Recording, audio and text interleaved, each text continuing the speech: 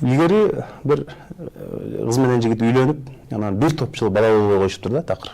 Анан анын баланын атасы ошо айылда бир чоң молдону чакырып келип, анан ошо молдого окутуптур. Анан молдо балалуу болуп буюрса деп кетсе, атасы анан молдону узатып коюп, кайра баласын четке тартып айтатмыш.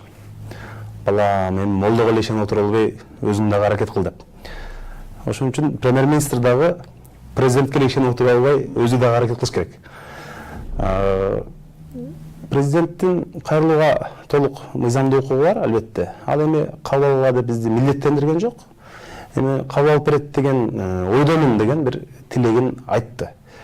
Ошон үчүн көп депутаттар президенттин айтканы, айтпаганы баган учурда деле баары бир өкмөттүн отчетун кабыл алып берет. Азыркы ошол сурооңузга дагы кошумча жооп берип өтөйүн. Парламент күздө тарайбы, тарабайбы дегендей.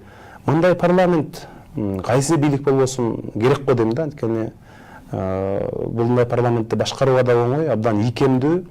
Анан эмне тапшырма берсе жазбай аткарат, керек болсо тапшырма жок болсо бизге эмне тапшырма бересиңер, эмнени аткарабы деп өздөрү сурап турган парламент менимче барлык бийликке жагат болуш керек. Ошон үчүн эгерде күздө тароо маселеси боюнча менин жеке пикиримде мында эч кандай ошондой бир негиз түзүлсө мен каршы эмесмин.